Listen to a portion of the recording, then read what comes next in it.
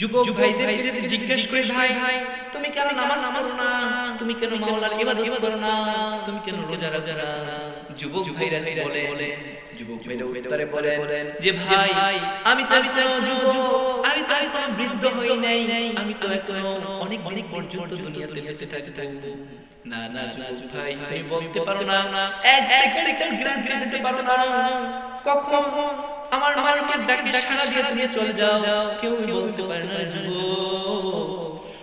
তুমি আশেপাশে নিয়ে দেখো, তোমার হাজার হাজার যুবক রোড অ্যাক্সিডেন্টে মারা যায়, তোমার হাজার হাজার যুবক গাড়ি অ্যাক্সিডেন্টে মারা যায়, তোমার হাজার হাজার যুবক হার্ট অ্যাটাক করে মারা যায়। যুবক ভাই একটা ঘটনা শোনাই।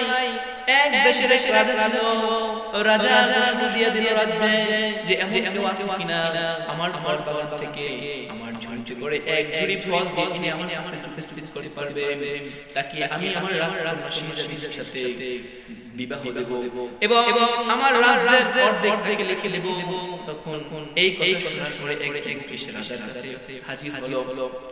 রাজাকে বলে এটা তো সহজ কাজ, রাজা যাব ঠিক আছে, তুমি এই ঝুড়ি নিয়ে যায় আমার ফল বাগান থেকে আমার জন্য ফল নিয়ে আসবা, কিন্তু একটা শর্ত আছে, সেই শর্তটা হলো তুমি প্রথমে যে বাগানে ঢুকবা, আমার তো অনেকগুলো বাগান আছে, 10টা বাগানের মতো আছে, তুমি প্রথমে যে বাগানে ঢুকবা ওই বাগানের ফল তুমি যদি না নিয়ে সামনের বাগানে ওইটা স্কিপ করে সামনের বাগানে যাও, তুমি ওই বাগানের ফল দ্বিতীয়বার পারবা না।